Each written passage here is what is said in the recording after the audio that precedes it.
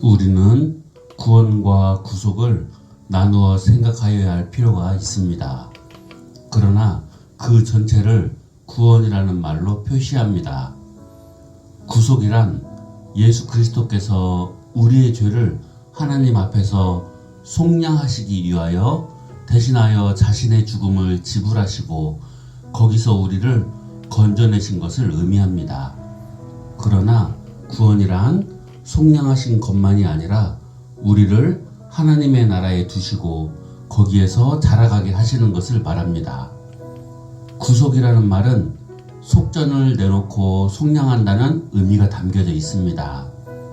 그러니까 이 말은 예수 그리스도께서 우리를 죄와 사망에서 건져내시기 위하여 자신의 죽음을 들여서 우리를 속하여 내놓으셨다는 의미를 가지는 말입니다. 누가복음 1장 68절을 보면 다음과 같은 말씀이 있습니다. 찬송하리로다 주 이스라엘의 하나님이여 그 백성을 돌아보사 속량하시며 우리를 위하여 구원의 뿔을 그 종 다윗의 집에 일으키셨으니. 여기 구원이라는 말은 죽음이나 어떤 위험에서 구출하여 내는 것을 의미하는 광범한 단어입니다. 그래서 구속이란 우리를 놓고서 예수님과의 관계에서 일어난 일을 강조해서 하나님께서 예수 그리스도의 죽으심을 통하여 우리의 죄책을 깨끗하게 면하신 사실을 표시하고, 구원이란 예수 그리스도께서 우리를 죄와 율법과 사망에서 건져내신 사실을 표시합니다. 결국 이 두 가지를 나눌 수는 없고 다 합하여 구원이라는 말로 쓰지만, 구원이란 성경에서 보면 속전의 사실과 같이 단번으로 끝나지 않고 시간적으로 계속되어 나간다는 점을 생각하여야 합니다. 우리는 이미 구원받았지만 그 구원은 아직 완성되지 않은 것이요 계속 이루어 나가는 과정에 있다는 것입니다. 우리는 그 영광의 완성의 정점을 향하여 계속 죄의 세력에서 벗어나서 완전한 대로 나아가는 것입니다. 우리는 복음을 믿고 구원을 받아서 계속하여 옛사람을 벗어버리고 새 사람을 입어가면서 우리의 구원을 이루어 가야 합니다. 이러한 일은 사람의 개과천선의 노력으로 되는 것이 아니라 예수 그리스도의 죽으심과 사심의 그 공효에 의하여 성령님의 능력으로 되는 것입니다. 빌립보서 2장 12절에 다음과 같이 말합니다. 항상 복종하여 두렵고 떨림으로 너희의 구원을 이루라. 너희 안에서 행하시는 이는 하나님이시니 자기의 기쁘신 뜻을 위하여 너희로 소원을 두고 행하게 하시나니. 우리는 하나님께서 우리에게 소원을 주시고 행할 능력도 주셔서 하게 하시는 힘으로 우리의 구원을 이루어가야 합니다. 우리는 구원을 받은 사람인가 하는 것을 스스로 분명하게 살펴보아야 합니다. 그리고 그것만 아니라 이미 구원을 받은 사실이 확실하다면 나의 구원을 이루어가는 일을 놓고 생각을 하여야 합니다. 이 점을 생각하지 않으면 어린아이와 같이 미숙한 사람으로 있게 되는 것입니다. 사실상 이런 의미에서 볼 때 구원이란 회복이라는 말로도 달리 쓸 수 있을 것입니다. 그 회복이란 도대체 어디로의 회복일까요? 사람이 본래 어디에 있었기에 회복되어야 할까요? 그것은 하나님께서 본래 사람을 지으실 때 가지신 그 인간상으로의 회복을 말합니다. 다시 말하면 하나님의 창조의 본의에 따르는 인간상을 말합니다. 예수 그리스도의 구속과 구원의 역사는 바로 우리 인간을 하나님께서 본래 지으실 때 가지셨던 그 인간상으로 회복시키는 일입니다. 그 인간상의 이상적인 모습, 그 이상적인 인간상은 예수 그리스도이십니다.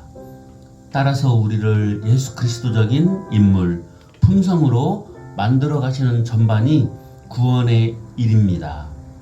그렇기 때문에 그것은 단시간이 아닌 역사를 두고 시간을 두고 이루어 가시는 것입니다.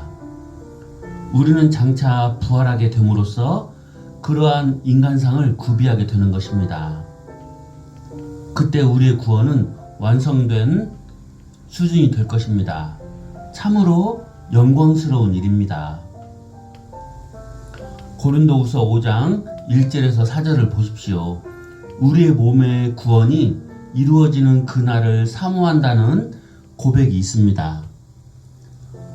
만일 땅에 있는 우리의 장막집이 무너지면 하나님께서 지으신 집, 곧 손으로 지은 것이 아니요 하늘에 있는 영원한 집이 우리에게 있는 줄 아나니 과연 우리가 여기 있어 탄식하며 하늘로부터 오는 우리 처소를 덧입기를 간절히 사모하노니 이렇게 입음은 벗은 자들로 발견되지 않으려 함이라.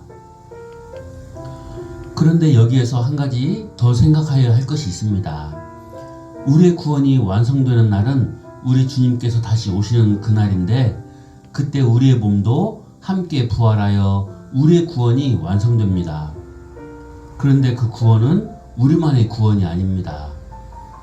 그 구원은 우리 자신의 완전한 회복이면서 동시에 만물의 회복이기도 합니다. 사도행전 3장 21절에 만유를 회복하실 그때까지 주님이 계시다가 다시 오신다는 말씀을 하셨습니다. 결국 주님은 모든 교회와 만물의 주로서 모든 것을 회복하셔서 그의 나라를 다 통일하시는 주님으로 다시 오신다는 말씀입니다. 주님이 다시 오시면 그리스도의 나라가 영원히 서게 될 것입니다.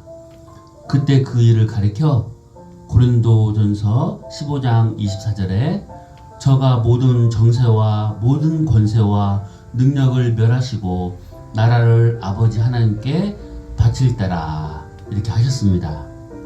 결국 하나님의 나라가 완전하게 서고 하나님의 통치는 그 영광을 더할 것입니다. 그러면 우리의 구원은 무엇입니까? 바로 하나님의 나라를 세우기 위한 구원입니다. 하나님의 거룩한 다스림을 받아 아무 제약이나 제한 없이 그 영광을 보고 나타낼 만한 백성들이 되기 위한 구원인 것입니다.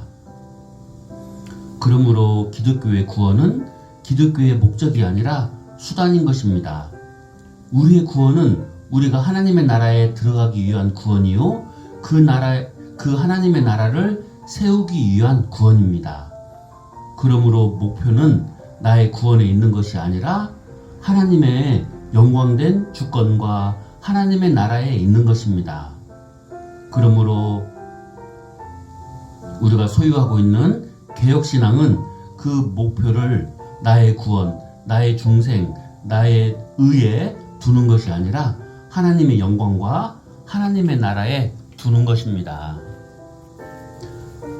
골로새서 1장 13절에서 14절입니다. 그가 우리를 흑암의 권세에서 건져내사 그의 사랑의 아들의 나라로 옮기셨으니 그의 아들 안에서 우리가 구속 곧 죄사함을 얻었도다. 우리를 건져내신 것은 하나님 나라로 옮기시기 위한 건지심이었습니다. 그래서 복음은 하나님의 나라의 복음이라고 기록하고 있습니다. 주님께서는 천국 복음을 전파하셨습니다. 예수께서 갈릴리에 오셔서 하나님의 복음을 전파하여 가라사대 때가 찼고 하나님의 나라가 가까웠으니 회개하고 복음을 믿으라 하시더라. 하나님의 나라는 이미 주님께서 이 땅에 오셨을 때에 임하였고 자신의 죄를 회개하고 이 복음을 믿는 자들은 하나님의 나라에 들어가며 이 사람들은 장차 완전한 그 나라에 참여하게 될 것입니다. 주님께서는 누가복음 8장 1절의 말씀대로 하나님의 나라를 전파하시며 그 복음을 전하셨다고 하였는데 결국 그 복음을 믿어 구속을 받아 하나님의 나라에 들어가는 것이 구원이요. 그를 계속하여 그 나라의 완전한 회복을 바라보며 자신의 구원도 함께 이루어 나가게 되는 것입니다. 데살로니가전서 5장 10절입니다. 오직 우리 주 예수 그리스도로 말미암아 구원을 얻게 하신 것이라. 예수께서 우리를 위하여 죽으사 우리로 하여금 깨든지 자든지 자기와 함께 살게 하려 하셨느니라. 우리의 구원은 속죄를 받고 하나님 나라 안에서 그리스도적인 사람이 되어 예수님과 함께 산다는 데에 큰 의의가 있습니다. 우리는 지금 이 땅에서부터 그러한 삶을 살기 시작하게 된 것입니다. 우리는 이러한 큰 구원을 누리는 데에 복음의 특별한 가치가 있음을 알아야 하겠습니다. 감사합니다.